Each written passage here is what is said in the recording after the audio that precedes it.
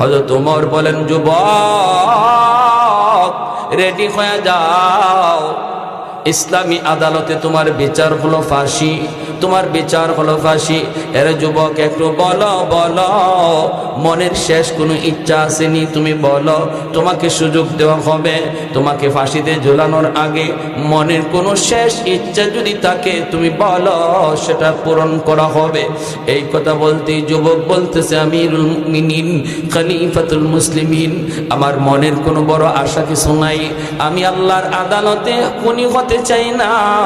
দুনিয়ার আদালতে আমাকে যদি ফাঁসি করে দেন, ফাঁসিতে ঝুলায় দেন, হাসি মুখে আমি বিচার মেনে নেব, তবু আল্লাহর আদালতে আমি বাঁচতে চাই, বাঁচতে চাই।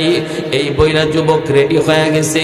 তখন যুবক বলতেছে, ও আল্লাহর নবীর সাহাবী, আমার একটা মনের ইচ্ছা আছে, একটা মনের ইচ্ছা আছে, শেষ ইচ্ছা। কোন শেষ ইচ্ছা একটু বলো। যুবক বলে, আমার বাড়ি মদিনা থেকে প্রায় 300 মাইল দূর, 350 মাইল দূর। আমার বাড়ির পাশে একটা বাজার, এই বাজারে একজন ব্যবসায়ী ছিল ইহুদি। ওই ইহুদি ব্যবসায়ীর কাছ থেকে আমি কিছু মাল বাকিতে আনছিলাম, মালের টাকা পরিশোধ করতে পারি নাই। এই অবস্থায় আমি আপনার আদালতে খুনির আসামি। যদি ওই হালতে আমাকে ফাঁসি দেওয়া হয় আর ওই ইহুদি বাকি টাকা পরিশোধ করা না হয়, তার ঋণ যদি পরিশোধ করা না হয়, তাহলে ইহুদি বলবে মুসলমান জাতটাই খারাপ, মুসলমান জাতটাই খারাপ, আমার কারণে মুসলিম জাতি তুইলা গালি দিবে। ওগো আমিরুল মুমিনিন, একটু অনুমতি যদি দেন, আমি দ্রুত বেগে বাড়ি যাব, আর যাইয়াই তার ঋণটা পরিশোধ করে আবার দ্রুত মদিনায় চলে আসব। এজন্য রে ভাই, মনে রাখবা, মানুষের হক নষ্ট কইরা কবরে গিয়া নামাজ লইয়াও জান্নাত পাওয়া যাবে না। মানুষের হক নষ্ট কইরা 10টা 20টা হজ লইয়াও জান্নাত পাওয়া যাবে না।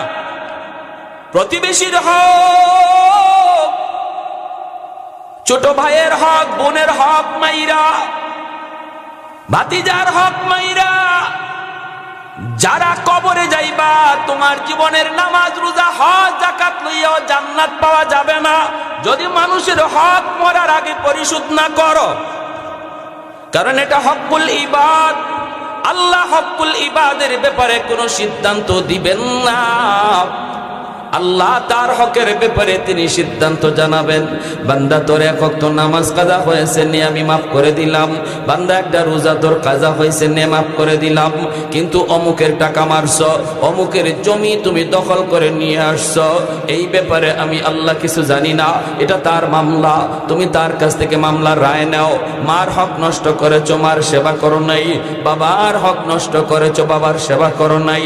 ছোট ভাইয়ের সম্পদ তুমি আত্মসাৎ করেছ, আমি আল্লাহ এই ব্যাপারে কিছু জানি না।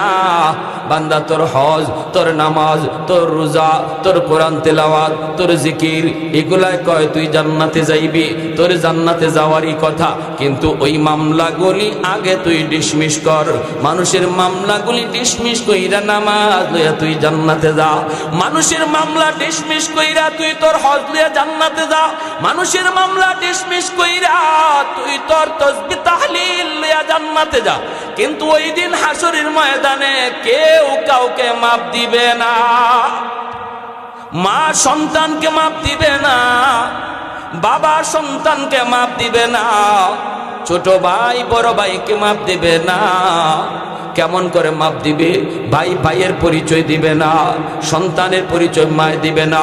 ইয়াউমা ইয়াফিরুল মারউ মিন আখিহি ওয়া উম্মিহি ওয়া আবিহি ওয়া সাহিবাতিহি ওয়া বানিহি লিকুল্লি ইমরিইন মিনহুম ইয়াউমাইযিন শা'নুন ইউগনিহি।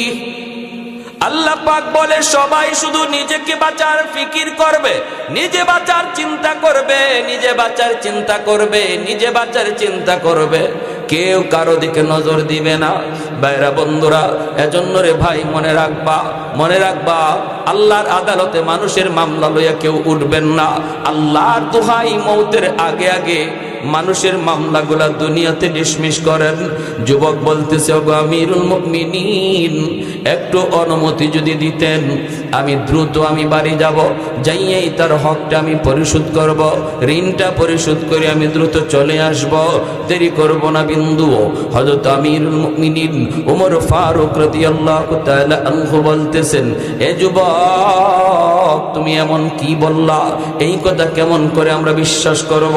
তুমি বাড়িতে যাইবা, আবার বাড়ি থেকে ফিরে আইবা ফাঁসিতে ঝুলার জন্য, এটা কে বিশ্বাস করবে? বাড়িতে গেলে পরে তোমারে ধইরা আনবে কে? এখানে তোমার বাপ থাকবে, মা থাকবে, তোমার আত্মীয় স্বজন সব থাকবে, তাদের সাথে মোকাবেলা করবে কে? বাড়ি যাওয়ার পর আবার ফাঁসির আসামি ফিরে আয়, এমন কোনো নজির তো নাই। না যুবক, এই প্রস্তাব মানা যায় না, এটা মানা সম্ভব না। তোমার সাথে আমি যে আমার কিছু ফৌজ দিয়ে দিব, এটাও সম্ভব না। কারণ ফৌজ যারা ছিল, সৈন্য যারা ছিল, তারা যুদ্ধের ময়দানে, মুজাহিদরা তারা যুদ্ধের ময়দানে, একা একা তোমাকে দিতেও পারি না, আবার সঙ্গে মানুষ দেওয়ার মতো লোক মদিনায় নাই। অতএব এই প্রস্তাব কোনোদিন গ্রাহ্য হবে না।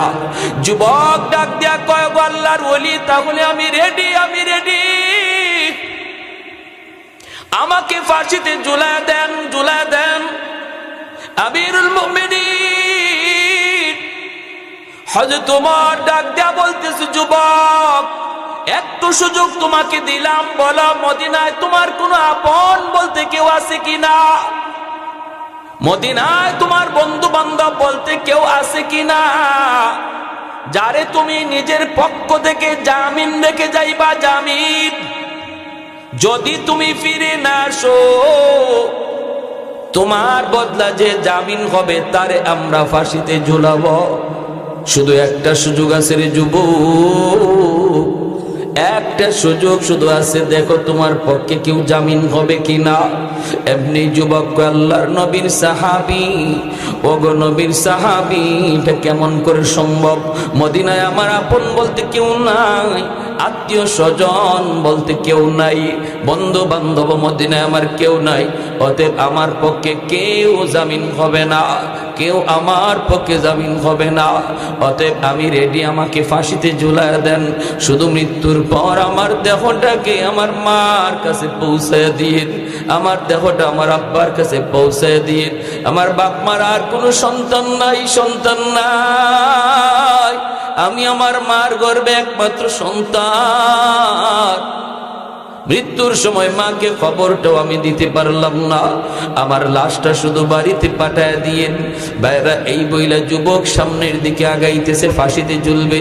হঠাৎ করে মদিনার এই বিচারকের হাউস থেকে একজন সাহাবী হাত উঠে বলতেছে, ডাক দিয়া বলতেছে, আমিরুল মুমিনিন, আমিরুল মুমিনিন, থামান আমার ভাইরে, থামান, আমি তার পক্ষে জামিন হইলাম। আমিরুল মুমিনিন, আমিরুল মুমিনিন, আমি আমার ভাইয়ের পক্ষে